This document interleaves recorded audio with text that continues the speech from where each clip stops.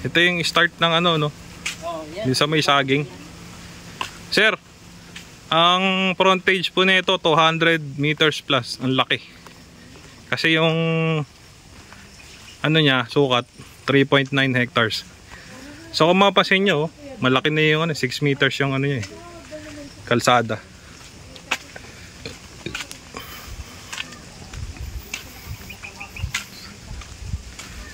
So ito yung pinaka ano, sa saging, yung pinaka start ng frontage hanggang dun.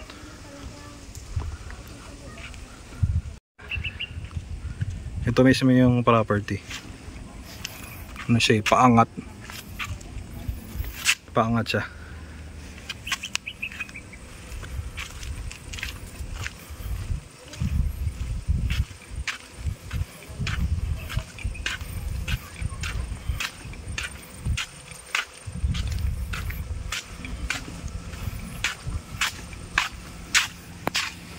Nyog ah. Tsaka malapit to sir sa ano, sa pinaka main highway.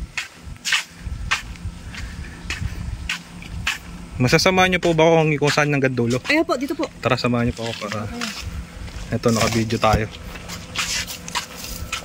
Ayun yung property. Mataas eh, paangat siya eh, no? Elevated yung ano. Oh, elevated eh. Ayun, mataas yung lupa, sir. Nandun, sir, sininyo. Hanggang nyug pa. Tapos yung po yung may dilaw. Yung may dilaw. Bago magdilaw pa lang, sir. Ito. Yung after itong puno na to. Hindi naman siya, ano, korting, ano, nga pala, buti naalala ko. Ay, yung, ano po? Yung sukat ng lupa, hindi ba siya korting kalamay, no? Hindi. Po. May mga assistant ko kayo, Tapos sir. wala naman tong ilog, di ba? Ay, wala po. Oo. Ayan. Hanggang doon pa sa pader. Ano? Sabi ni Kuya, hanggang pader pa eh. Yan, yan po. Yan. Ah, pag ano, no? Ako yung korte ho niyan. Teka po kasi mahina lang ang signal ko, sir eh. O yan, internet na ako. Antayin nyo na ako dyan. Kukunin ko sa sakyan. Dahil dito rin tayo lulusong. Hindi, yung katabi niya, puro pinya, ano? Katabing lupa. Ito pwedeng gawing ano to eh, no? Is pwedeng i-subdivide to. Kasi may magandang bahay ng katabi. No, Kuya Doming, no? Pwedeng i-subdivide.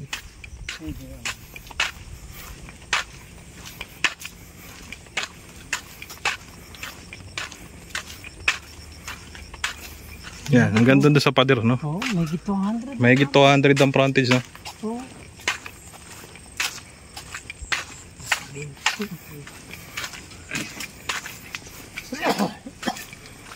Yan.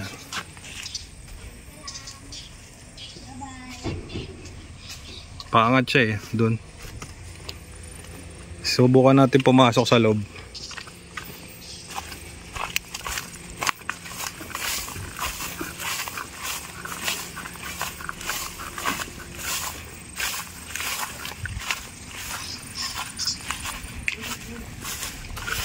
Paangat siya eh, paangat.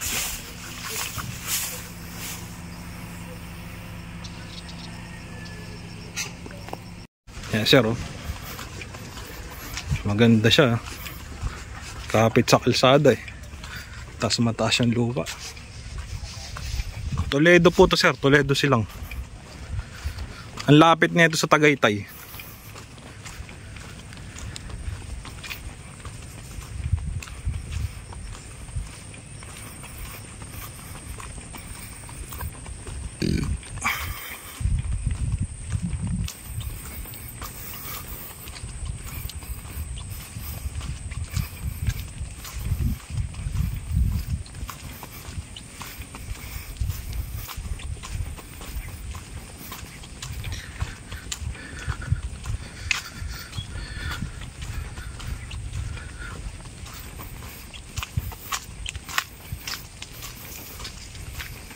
Ang ganda.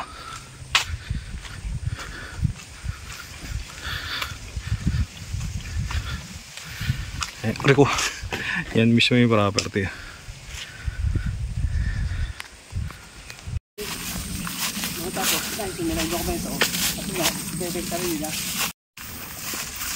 Pataas nga to. Ang ganda to pataas.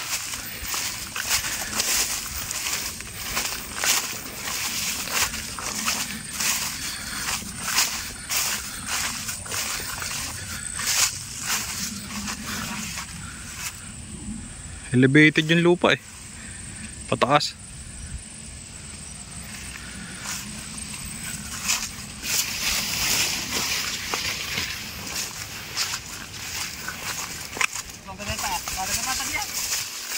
Oo, mataas to, mataas. Elevated eh.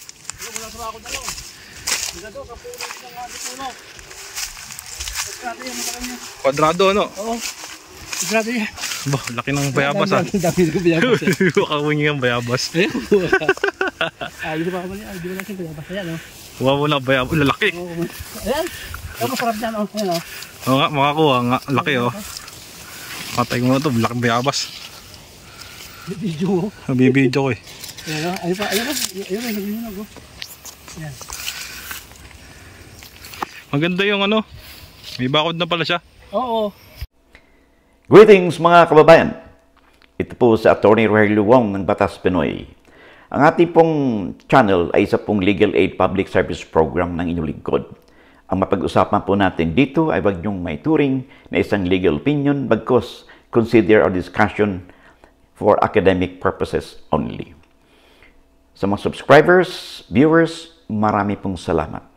Sa mga baguhan pa lang po, click, like, share, subscribe, hit the notification bell upang sa ganon magkaroon kayo ng update sa mga future videos natin. Maraming pong salamat. Ang api pong pag-uusapan ngayon ay may kinalaman sa mga katanungan kung safe ba na bumili ng lupa na walang titulo at mayroon lang itong tax declaration certificate. Una po, yun pong bentahan ng mga lupa na walang titulo, ay legal naman po yun. Ito, ang tawag po dito ay sale of unregistered land. Bakit unregistered land? Dahil wala po itong titulo. Kadalasan po, ang ginagamit nila dito para basihan ng kanilang pagmamay-ari ay tax declaration certificate. Okay? So, ano ba yung tax declaration certificate? Ito po yung ini-issue ng assessor's office ng inyong munisipyo, ng inyong provincial assessor's office o yung city assessor's office na may kinalaman sa assessed value ng lupa o ng bahay na dinideclare ng may-ari for tax purposes only. Okay. Now, karamihan po sa mga lupa natin, lalo na po sa probinsya, ay wala pong titulo at nagkakaroon lang ng bintahan kahit ay sa pamamagitan lang ng tax declaration certificate. Marami pong nagtatanong sa atin, safe ba kung bibilhin nyo ang lupa na walang titulo? Of course po, pag wala pong titulo ang lupa, ay meron pong malaking risk po ito. Kasi po, dito po nagkakaroon ng sinasabi natin minsan naging land grab o pag-aagaw ng mga property.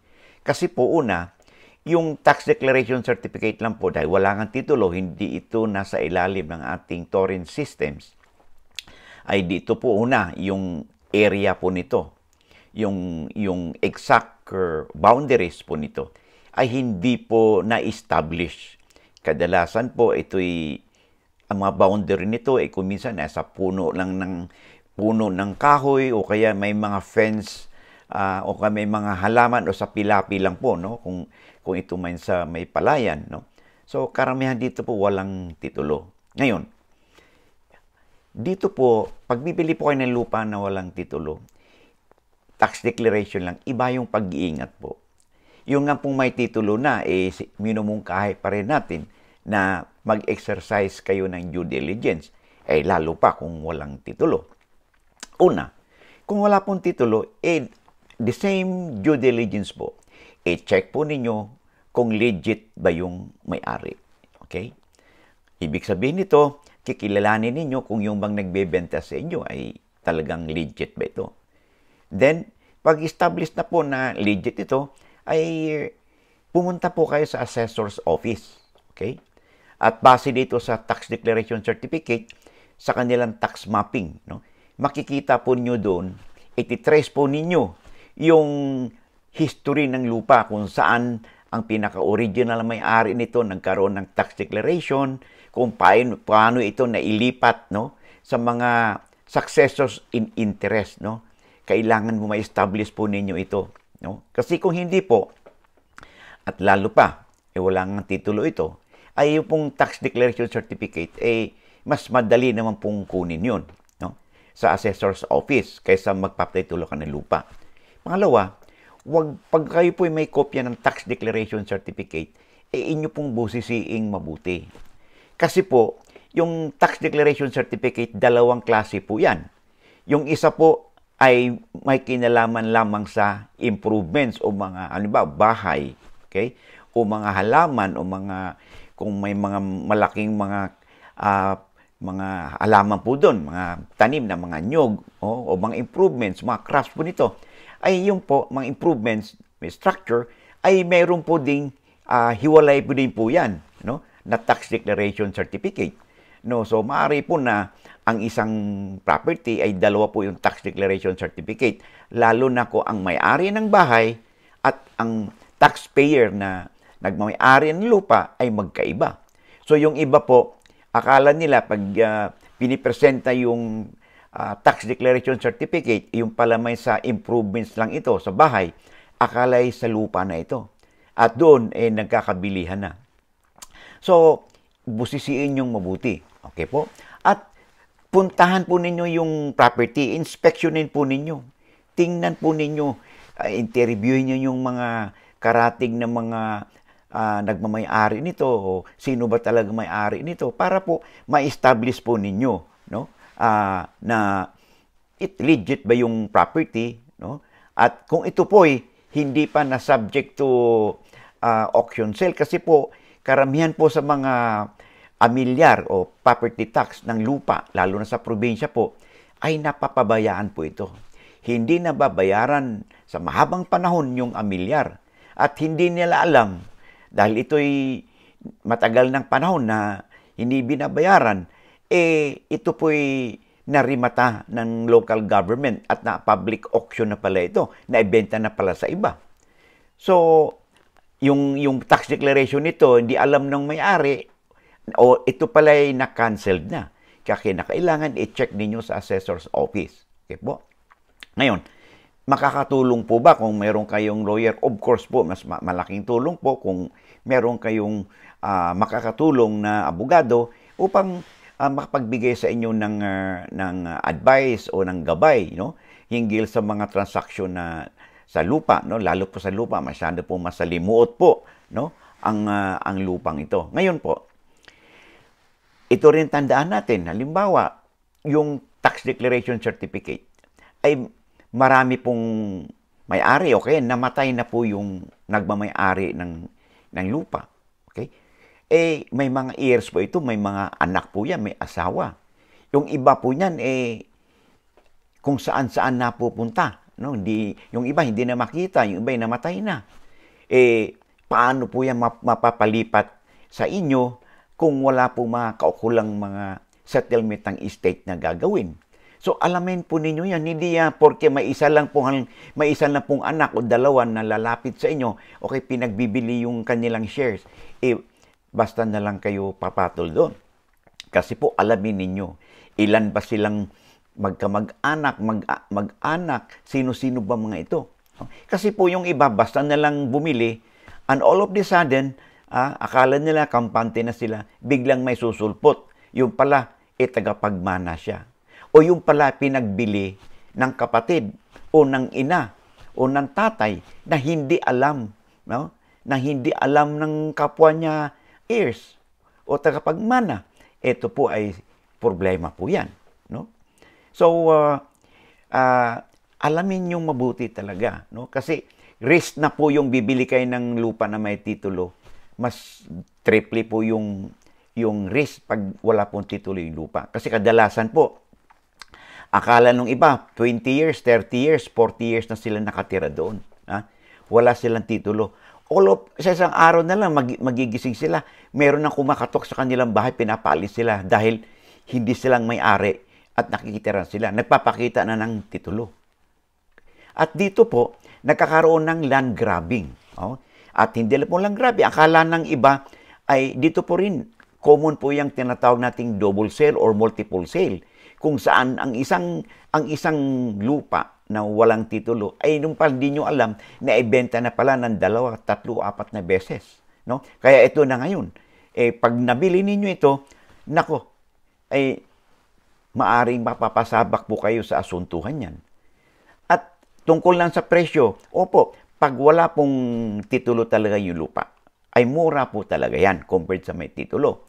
Kaya po dito, yung iba ay basta maganda yung presyo. Halimbawa, okay, 50% yung makakasave siya, no?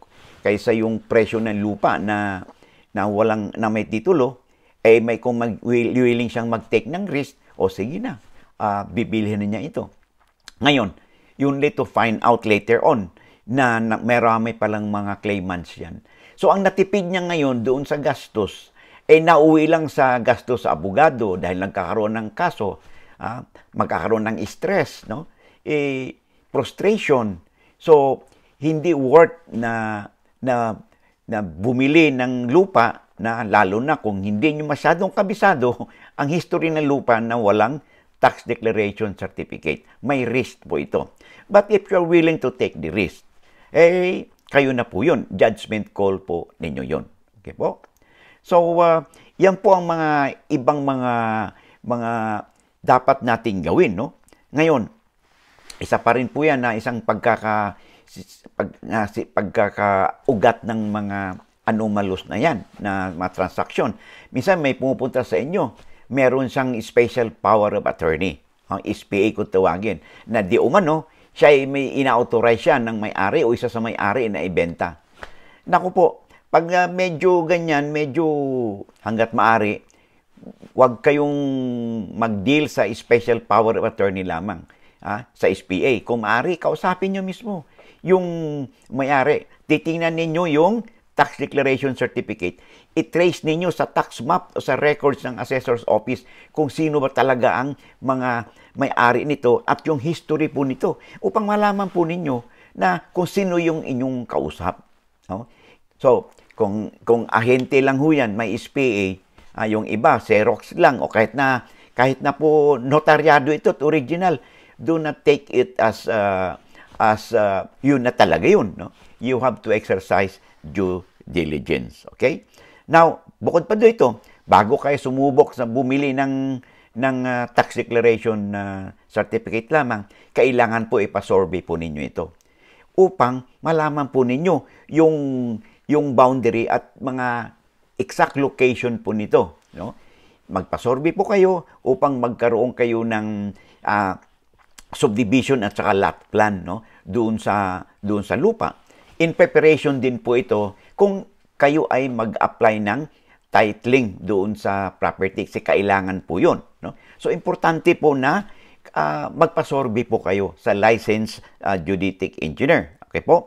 Ngayon, kung kayo ay bibili nito, kailangan sa inyong deed of sale, kung ano yung nakalagay na technical description doon sa nasa result ng survey sa subdivision or lot plan, okay? Kailangan din po na ito yung nakasaad doon sa inyong deed of absolute sale. Kadalasan po kasi, basta ganyang bentahan ng tax declaration certificate lamang, ang description po, ang technical description ay hindi po klaro. Nakalagay lang doon po, lahat ganito, bounded on the west, ganito. Wala pong eksakto na sukat bawat sulok. So dito magkakaroon ng problema minsan na nagkakaroon ng agawan, no? Yung iba na hindi nyo alam, nakarating ninyo na property, yung pala nagpa-survey na at nakuha na yung portion ng inyong lupa, no? Nang hindi ninyo alam, no? So dito nagkakaroon po ng problema. So kailangan po ay maging masinop tayo at wag na lang po kayong basta-basta sumubo dyan sa ganyang mga bagay. No? Kung maaari, magpatulong kayo sa mga professionals. Meron naman po niya, kung hindi lawyer, meron po niya mga licensed real estate broker or mga appraisers na sila po nakakaalam minsan, no? Sa history o sa nature ng mga properties na yan doon sa kanilang areas, no? Na taga doon sila. Alam nila more or less kung sino may-ari nito. Okay po? So, yun po ang ating tatandaan na kung kayo bibili ng lupa na walang titulo, tax declaration certificate lang, ay mayroong malaki pong risk ito. Yung iba nga po dyan bukod sa walang tax declaration certificate, ay pumapatol na mayroon daw siyang deed of sale. Meron siyang settlement of estate na kung saan siya yung tagapagmana, no? Nabili niya yung lupa. Wala naman siyang tax declaration certificate. Deed of sale lang. Ang kanyang hawak-hawak. Naku po, pag ganyan, huwag niyong masyadong seryosohin yan. Mag-isip-isip po kayo ng maraming beses bago ninyo bilhin yung lupa. In short, exercise due diligence. Okay po, hanggang sa muli po. At kung kayo man po mayroong katanungan, mag-comment lang po kayo. Mag-suggest kayo kung gusto nyo pong mayroong clarification or elaboration sa ating mga natalakay ngayon, o meron ko ay suggestion kung ano pang ating pwedeng gawing video hinggil sa usaping ito. Maraming pong salamat at hanggang sa muli.